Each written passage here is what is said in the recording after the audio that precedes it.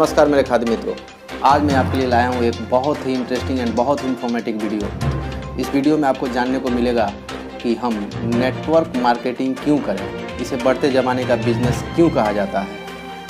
इसमें हम कुछ ऐसे तथ्य, ऐसे प्रमाण आपको बताएंगे कि आखिर में आपको एक्सेप्ट करना ही पड़ेगा कि नेटवर्क मार्केटिंग ही है जो बढ़ते ज़माने का बिजनेस है। क्यों? क्योंकि जब भी कोई नई चीज़ आती है तो लोगों को लगता है ये चीज़ ऐसी ही होगी। आज से 10-15 साल पहले जब किसी के पास मोबाइल होता था तो लोग चौंकते थे, अरे तेरे पास मोबाइल है। और आज जब किसी के पास मोबाइल नहीं होता है तो लोग चौंकते हैं, अरे तेरे पास मोबाइल नहीं है। ज़माना बदला कि नहीं? ज़माना कितना बदल गया मात्र पिछले 10 से 15 सालों में, और आज तो और बदल गया है। आज अगर हम कॉन्टैक्ट नंबर एक्सचेंज करते हैं तो सबसे पहले ये पूछते हैं कि भाई साहब आपका व्हाट्सएप नंबर यही है ना। इट मीन्स कीपैड फ़ोन का भी ज़माना बिल्कुल जा चुका है। इसीलिए हम कहते हैं कि बदलते ज़माने का बिजनेस है नेटवर्क मार्केटिंग। जिसने भी इस बिज़नेस को समझ लिया वो आने वाले 4 से 5 सालों में उसकी ज़िंदगी में एक बहुत बड़ा यू टर्न आ सकता है, क्योंकि इसमें हम कुछ ऐसे तथ्य, ऐसे प्रमाण आपको बताने जा रहे हैं कि अगर आपने उस तथ्यों को समझ लिया तो आप ये समझ पाएंगे कि नेटवर्क मार्केटिंग आपकी ज़िंदगी में क्या क्या दे सकती है। तो दोस्तों, मैं थोड़ा पीछे से स्टार्ट करता हूँ। सन 1955 का एक ज़माना हुआ करता था।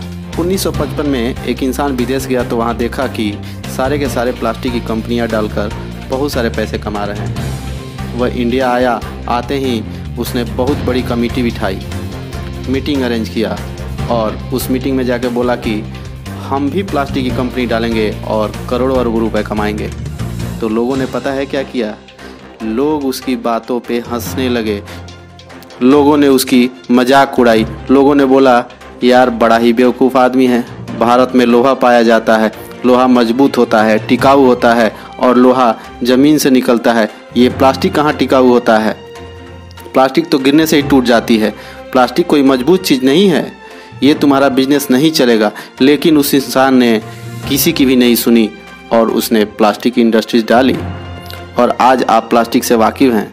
आपके घर में 60 से 70% चीज़ें प्लास्टिक की हैं। साइकिल, बाइक, कार, हर चीज़ों में प्लास्टिक है। जिसने यह इंडस्ट्री डाली थी 1955 में, वो आज अरबपति खरबपति है, बताने की ज़रूरत नहीं है। लेकिन लोगों ने चेंज को एक्सेप्ट नहीं किया, लोगों ने विरोध किया। फिर जब 10 साल बाद एक ज़माना आया 1965 ऑयल इंडस्ट्रीज़ का। उस ज़माने में एक साइकिल होती थी, उसके पीछे एक गैलन होता था, उसमें तेल लेके इंसान गांव-गांव घूम के तेल बेचा करता था। आप भी जानते हैं अच्छे से इस चीज़ को। फिर ज़माना बदला, एक इंसान बोला हम तेल बेच के बहुत ज़्यादा पैसा कमाएंगे। फिर किसी ने विश्वास नहीं किया। दोस्तों, मैं सही बता रहा हूँ, कोई भी चीज़ जब नई आती है तो लोग उस पर विश्वास नहीं करते हैं, लोग उसका विरोध करते हैं। लेकिन एक इंसान ने पेट्रोल पंप डाला और लाखों करोड़ों अरबों रुपए कमा रहा है। उसने फ्रेंचाइजी डाल दी, all over India, all over world के अंदर उसने फ्रेंचाइजी डाल दी। आप जानते हैं उसे, उसका नाम है धीरू भाई अंबानी। हर बड़े महानगर में कहीं ना कहीं एक रिलायंस का स्टोर मिल जाएगा, इसका पेट्रोल पंप मिल जाएगा। लेकिन यही बिजनेस आज के समय में कोई चालू करे तो क्या होगा? कंपटीशन कितना बढ़ गया है। रोड के इधर भी पेट्रोल पंप और रोड के उधर भी पेट्रोल पंप। आज डाले तो नहीं समझ सकता है, लेकिन जो 1965 के दशक में डाला वो आज बहुत पैसा बना रहा है। फिर जब थोड़ा आगे बढ़े 1975 की दशक में ट्रांसपोर्टेशन आया, जिसे आप भली भांति जानते हैं। फिर 1985 के दशक में कंप्यूटर आया। तो 1981 या 82 में राजीव गांधी ने कहा कि एक ऐसी मशीन बनने वाली है जो सैकड़ों लोगों का काम अकेले किया करेगी। फिर लोगों ने विरोध किया, कहा कि अरे ऐसे कैसे हो सकता है, एक मशीन सैकड़ों लोगों का काम कैसे करेगी? लोगों ने नहीं समझा उस चीज़ को, लोगों ने चेंज को एक्सेप्ट नहीं किया। ज़माना बदला। किसी भी ऑफिस के अंदर एक कंप्यूटर ऐसी चीज़ है जो सैकड़ों लोगों का काम अकेले करती है। ज़माना बदला कि नहीं बदला? अब लोगों ने जब इस चीज़ को समझना शुरू किया तो कंप्यूटर सीखने के लिए भागे। लेकिन 1985 के समय जिसने सीखा वो महीने के 4 लाख, 5 लाख, 10 लाख बना रहा है आज के समय में। पर वहीं आज के समय में कंप्यूटर सीखा हुआ लड़की या लड़का उसे 5,000 भी नहीं मिल रहा है। ऐसे कंप्यूटर सीखे हुए हर गली हर तिराहे चौराहे पे मिल जाएंगे। मेरे बात को अदरवाइज मत लीजिएगा, क्योंकि ज़माना जब था तब किया नहीं, और जब किया तो उसकी वैल्यू नहीं। फिर ज़माना आगे बढ़ा और आया 1995। उस ज़माने को कहते हैं टेली कम्युनिकेशन यानी दूर संचार का। और इसके लिए मेरे पास एक बेस्ट एग्जाम्पल है। एक इंसान उठा और उसने बोला कि इतने बड़े बड़े तार जो होते हैं, इतने बड़े बड़े पोल खंबे जो होते हैं, इतने बड़े बड़े रिसीवर जो होते हैं, इंसान के जेब में आ जाएंगे। फिर वो महान लोग जो थे उन्होंने विरोध किया, कहा कि इतने बड़े बड़े तार खंबे रिसीवर इंसान के जेब में कैसे आ सकते हैं, 7 समुंदर पार हवा में कैसे बात हो सकती है। किया विरोध लोगों ने, लेकिन इस चेंज को एक्सेप्ट नहीं किया लोगों ने। आज आप बताइए कि जो आपके पैकेट में मोबाइल पड़ा है वो ऐसी चीज़ है या नहीं है? 7 समंदर पार बात होती है कि नहीं होती है? इतने बड़े बड़े तार रिसीवर खंबे लोगों के जेब में आ गए हैं कि नहीं आए? वही 1995 में जिसने पीसीओ खोला वो डेली के 1,000, 2,000, 5,000, 10,000 कमाए हैं। लेकिन आज मैं आपसे बोल रहा हूँ, किसी भी शहर के किसी भी चर्चित चौराहे में पीसीओ खोल दो तो उससे दुकान का किराया भी नहीं आ सकता है। तो जब बदलना था तो बदले नहीं, और जब आज समय जा चुका है तो हम बदल रहे हैं। फिर एक दशक बाद 2005 आया, आईटी यानी इंफॉर्मेशन टेक्नोलॉजी का ज़माना आया। मतलब जानकारी दो और पैसा कमाओ। और वो आईटी का क्षेत्र जो आया ना दोस्तों, उस चीज़ को समझा एक इंसान ने, और उसको आप बहुत अच्छे से जानते हैं, बाबा रामदेव। आप मुझे एक बात बताइए, योगा पुरानों से चला आ रहा है कि नहीं? ये सब जानते हैं, लेकिन किसी ने इस इंडस्ट्रीज के यूज को नहीं समझा था। बाबा रामदेव आए सुबह 4 बजे और लग गए हाँ हूँ करके। उन्होंने योगा माध्यम से लोगों को जानकारी देना चालू कर दिया और बहुत पैसा कमाया, बहुत नाम कमाया। दुनिया में अगर कोई बाबा रामदेव को जानता है तो वो सिर्फ योगा की वजह से जानता है। तो क्या योगा को बाबा रामदेव 2005 में ले आए थे? नहीं, वो पुरानों से चला आ रहा है, लेकिन किसी ने इस चीज को नहीं समझा। बाबा ने समझा और लग गए। आज देखो, आज टीवी चैनल खोल के देखो, हर कोई जानकारी दे रहा है। इतने संत महात्मा सब के सब जानकारी दे रहे हैं, लेकिन जहां बाबा रामदेव हैं वहां कोई नहीं पहुंच सकता। और फिर जमाना बदला। अभी 2015 लेटेस्ट निकल के आया। 2015 जमाना नेटवर्क मार्केटिंग इंडस्ट्रीज का।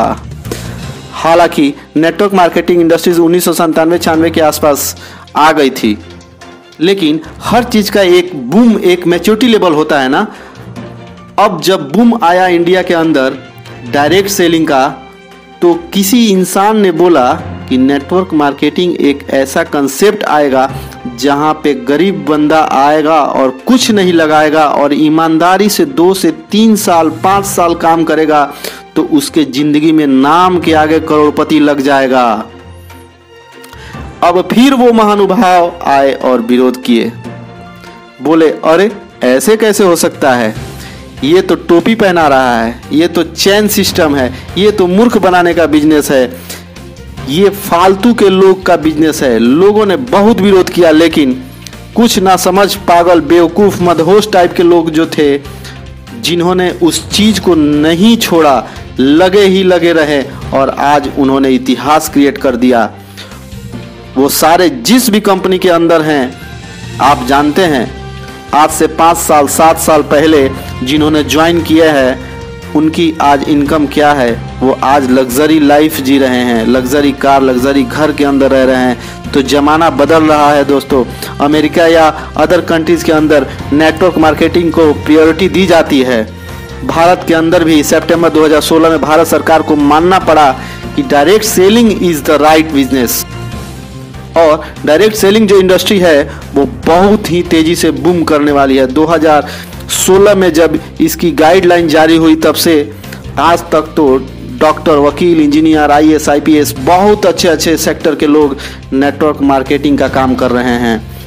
अब आज अगर हम नहीं समझे ना मेरे दोस्तों, तो ज़माना वैसे ही बदल रहा है। जिस तरह जब हमें कंप्यूटर सीखना था तब सीखे नहीं, और आज जब हम सीख रहे हैं तो कुछ हो नहीं रहा। 1995 में जब हमें पीसीओ खोलना था तब खोले नहीं, और आज जब खोल रहे हैं तो कुछ हो नहीं सकता। और वैसे ही नेटवर्क मार्केटिंग, आज ये ज़माना चल रहा है। आज इस ज़माने से हमने नेटवर्क मार्केटिंग नहीं किया तो हो सकता है 10-15 साल बाद जब आपका पड़ोसी कुछ ग्राम खादी से करोड़पति बना बैठा होगा तो आप देख के सोचेंगे कि काश मैंने भी कर लिया होता। आपको पछतावा हो। तो आप अगर आपने ज़िंदगी में ये चाहते हैं कि ये काश ना आए, आपको पछतावा ना हो, तो आज ही ज्वाइन करो वो कंपनी जिसका नाम है कुछ ग्राम खादी ग्राम उद्योग। अगर आपको अपने ज़िंदगी में पूरे सपने साकार करने हो, क्योंकि डायरेक्ट सेलिंग 2025 का जो फ्यूचर विज़न है उस हिसाब से 2025 में ये इंडस्ट्रीज 1 लाख करोड़ की होने वाली है। ये विस्फोट है डायरेक्ट सेलिंग इंडस्ट्रीज के अंदर, ये विस्फोट है, बहुत बड़ा विस्फोट। अगर आप इस विस्फोट में शामिल हो गए तो हम लोग एक बहुत बड़ा काम कर सकते हैं। तो मेरे मित्रों, अगर आपको ये समझ में आ रहा हो और आप ज्वाइन करना चाहते हो तो तुरंत उठिए और अपने आसपास जो भी कुछ ग्राम खादी से जुड़ा हुआ हो उससे तुरंत मिलिए।